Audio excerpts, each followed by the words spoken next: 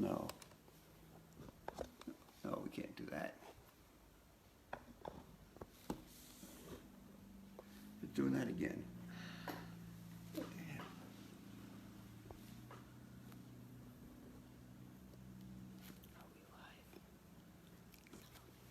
We think we're ready? Okay. Do we have something over there yet? Okay. So, are we on the air? I think we're on the air now. Well, we had a little bit of technical difficulty here. So, welcome to this special edition of Soarin' Hawk. And on the air. And so from sunny, warm, north or south, let's see, we're in North Huntertown. Yeah, so here we are. And it's a nice day out there. And it's really a bad day to be inside like this. But we're going to talk to you today about Peregrine Falcons. And that seems to be the buzzword now. And so, are we doing something? Okay, good. So, somebody who may not be familiar with Soarin' Hawk, well, Soarin' Hawk is a nonprofit organization. We're located in Northeast Indiana, and we're dedicated to the rescue and rehabilitation and release of injured hawks, owls, falcons, and eagles. We're a community of human supporters whose goals are to educate the public about habitat preservation, conservation, and to help rehabilitate and return the birds to the wild. So today we're talking about peregrine falcons, or Falco peregrinus. And boy, we just love that sound. You know, go downtown Fort Wayne and boy, you get to hear those guys flying around and just chirping up a sound. So we're going to cover a lot of different topics. And so if you have questions, go ahead and send them in, and we'll get around to them. So this is going to be a long-winded one, so just bear with me. So a falcon, or a peregrine falcon, is a medium-sized falcon that uses speed to pursue prey. It's about 2 feet long, has a 3-foot wingspan, and weighs somewhere in the neighborhood of about 2 pounds. It's the world's fastest bird. It can get up to 30 miles per hour in a level flight and 200 miles per hour in a swoop. So they can fold their wings to form a diamond shape, okay? So here you can see that diamond shape, and that gives them a very efficient, fast speed. So it's just like an F-35 fighter, you know, with the same kind of diamond shape pattern, you know, which allows the air not to stack up in the front of the wings or behind the wings. So, boy, Bob, you can't even read that, can you? Okay. So, peregrines eat birds as large as ducks. In fact, if you go up to the top of the AP building, you're going to find things like blue-winged teal or green-winged teal up there. Occasionally, they're going to... What's happening there? What's happening? We're trying to... Sorry, we're still having technical difficulties. We are? Yeah. Okay. So I guess I got to hold this, huh? Yeah. Yep, I guess I'm going to have to hold this. All right. Sorry about that, folks. I didn't know that. So anyways, so they'll also eat small mammals and sometimes fish. Well, you know what? We're having problems here. So one of the things I want to do is read you a little thing that's out of a book by C.J. Box called Off the Grid. And it gives a really nice little introduction to how these guys, you know, let me get this straight a little bit more. There we go. Maybe that looks better. So there's a moment when a peregrine falcon, hundreds of feet in the sky, identifies the target below. The raptor stalls for a moment in the thermal currents, draws in its wings, and gracefully does a 180-degree rotation to its back. Now the bullet-shaped and sleekly aerodynamic, the peregrine falls through the sky, gaining more and more velocity until its speed reaches nearly 200 miles an hour.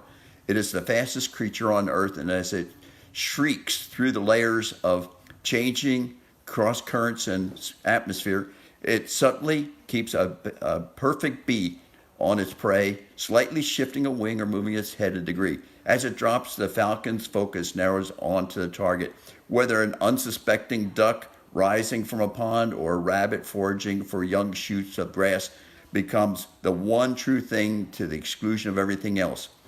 As the peregrine closes in on its target, at tremendous speed, its talons descend like the landing gear of an airplane on the final approach. The talons are balled into fists. It is known as a state of uric to falconers, and the end result is a concussion of blood and tissue from the target as a peregrine strikes home. So I thought that this was a kind of a really neat thing in the book, and you might enjoy some of C.J. Box's books, but I'm not going to promote those today. I need to go in further? Okay. So peregrines are sharp, okay? They got sharp vision, sharp beaks, sharp talons, and they look pretty sharp. They're really a nice looking bird. Let's see here. Boy, I tell you, this is really weird. So, anyways, peregrine vision is very special. They have the largest eyes relative to size. So if you could take a peregrine's head and make it about the same size as our head, that eye would be almost the size of a softball. Okay, they're highly reactive to light. Okay, and so you can watch the iris, the pupils going up and down, and they focus very quickly. And of course, they would have to, being a hawk or a raptor. So let's see here.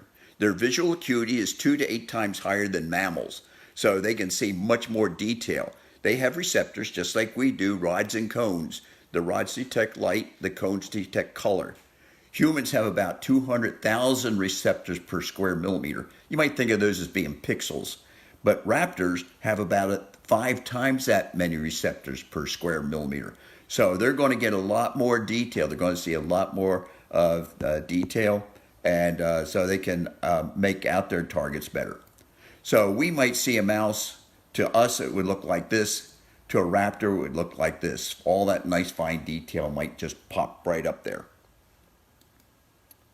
And this is a typical eye. It looks very similar to our eye. And so, but the thing is with raptors, there's that bone ring. That bone ring there locks the eye in place, so they can only look in one direction. So they don't have the ability to move their eye back and forth. So they can only look straight ahead. So anyways, their eyes are fixed in the skull, like I said. They can only look forward, but they do have a visual field of up to 360 degrees. But they get that by being able to turn their heads back and forth. So they have a range of stereopsis, in other words, where they can see three-dimensionally from 0 to 70 degrees, in other words, looking straight forward. So here you get the vision here, so you get binocular vision right in the front, okay, that's 0 to 70 degrees. Then you get more detail, okay, from side to side. And then finally, on the side, you have scanning. Now, one of the things about raptors, most of them have two foveas. In other words, those are two places where you have the densest number of receptors. And because that's where they, so for the peregrine falcon, they have a fovea that looks straight forward. That's the one, if you will, is the targeting vision. And that's the one that gets the most detail. Then they have another fovea, which allows them to scan on the side. And so that's basically what the eye can do. And then they can move their head back and forth and pick up some of this other detail from around their sides and neck or back.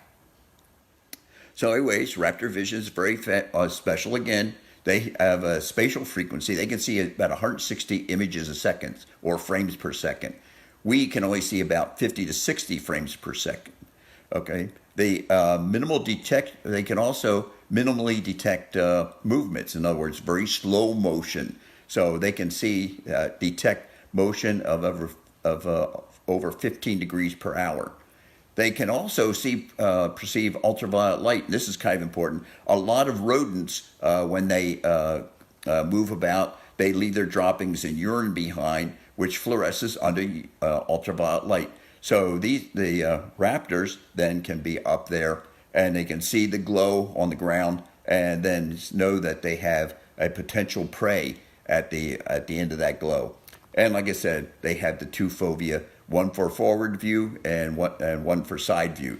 So basically, when a raptor is out there, it's actually getting multiple images coming in. So it can focus side to side, front to back, that kind of thing. So they have a number of images that they can rely on to have their. Judy Weaver's watching. Well, hi, Judy. Sorry. from down under. She's down in Australia. Okay, so the Australian one's watching.